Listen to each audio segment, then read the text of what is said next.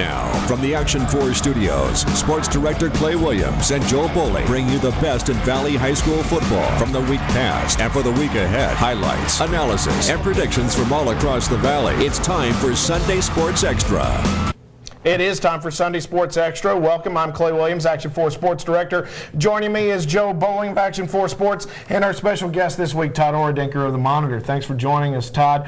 Before we get started talking about what's coming, let's talk about what happened just last night. It was Los Fresnos trying to come off of their big loss last week to PSJA and on the road at Sam Stadium taking on Brownsville Hanna. Javi Cruz was getting it done for Los Fresnos in their pretty gold helmets now. They got those gold helmets, gold uniforms, looking good. Cruz coming up big right here with the catch into, but it's intercepted in the end zone by Hanna, but Los Fresnos was already up by that point. Look at the defense. Oh my goodness, Nick Alegria just took that man out. Los Fresnos ends up winning this game. 35-0 is your final, a big comeback for the Falcons. Meanwhile, earlier in the day, it was coming down and coming down hard at Sam Stadium for Harlingen at Brownsville Rivera. Once the rain stopped, though, it was all about the passing game for Harlingen.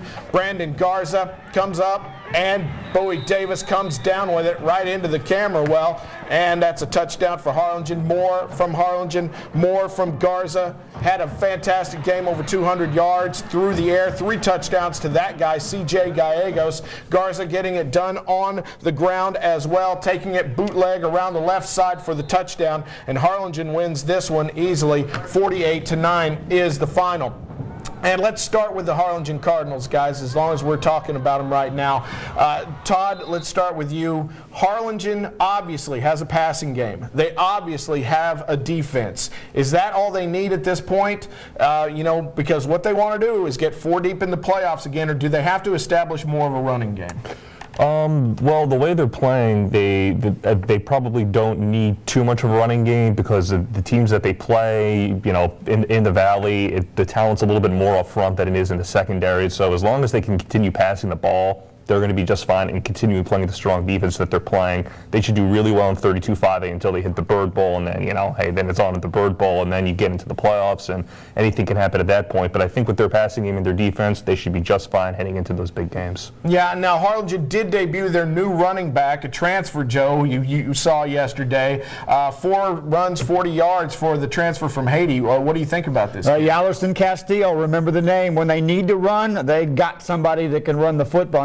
Now, what Manny told me, though, in the Thursday interview was real good. He said, if they're going to give me the pass, you won't see a running game because I'm going to take what a team gives me until I need to do something else. Well, Harlingen this week goes up against a team that has been the surprise of 32-5A so far, taking on Brownsville Lopez. That game will be at Bogus Stadium, and it's the last game that Lopez will play in the year outside of Brownsville. So let's go ahead and make our picks on this one. Todd, Lopez at Harlingen. Who have you got between the Cardinals and the Lobos?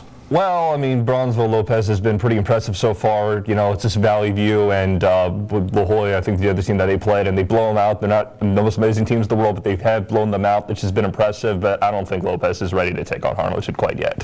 Same thing. I think they're going to get hit a lot harder than what they've been hit before. The defense alone may set the tone for Harlingen to win this. Yeah, let me just say I think this will be the game that propels Lopez to perhaps that 4th spot in District 32-5A because they will get smacked in the mouth here, and it will help them later on. But Harlingen will win this one easily. Meanwhile, Harlingen South, like Todd said, getting ready for that Bird Bowl and cruising so far through the 32-5A district. Just one game.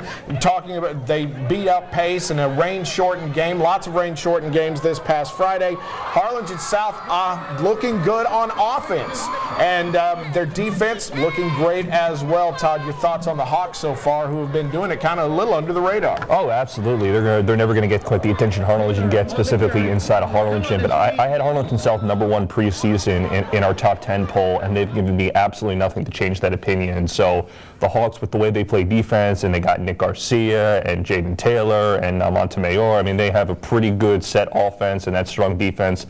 And the Hawks look real good at this point. They've got them #1 in the Valley, do the folks over at rgvsports.com. What do you think, John? Well, I think if their defense continues to do the things they're doing, the 3-headed monster on offense takes care of that. And so if their defense does continue to improve, they're going to move up the polls in my poll too. Yeah. All right. Well, we are coming right back on Sunday Sports Extra. We're going to talk about Todd's beat, and that is 35A, specifically 3 Edinburgh schools and another one coming of age in the SaberCats. Meanwhile, no scoring allowed for Edinburgh North in their defense. We'll hear from Coach Garza on that coming up next on Sunday Sports Extra.